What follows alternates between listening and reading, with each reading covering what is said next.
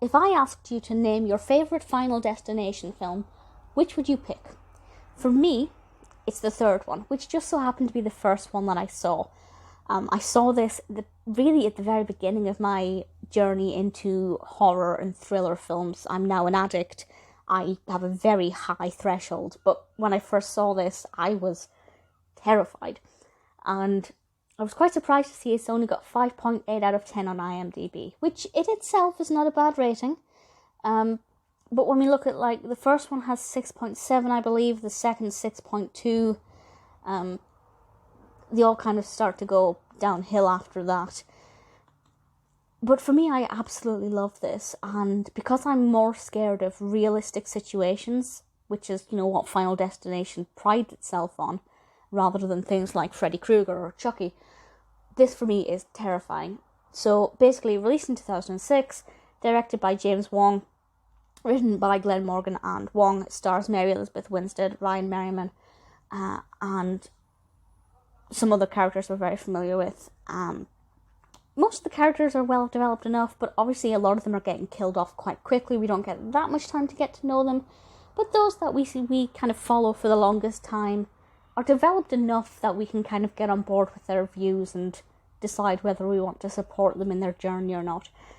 This obviously follows the same kind of setup as the previous two films.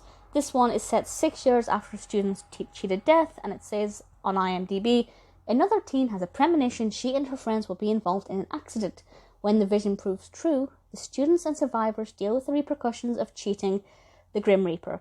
And as with the first film, and as with the second film, because they cheated death, they all start to die one by one in the most horrific, realistic ways. These are very far-fetched ways, but things that could happen. Obviously, the film's main incident here, as the poster art suggests, the premonition is about a roller coaster ride that is going to result in the death of a lot of people, and a lot of them get off and cheat death. First of all, roller coasters terrify me. I will go on a roller coaster. I like roller coasters, but I would never go on a genuine white knuckle ride. I did Space Mountain, but I think because it was in the dark, it wasn't quite so bad. So that straight away is scary. And then obviously things start happening, things that could actually kill you, but it's unlikely, but not impossible, like the roller coaster.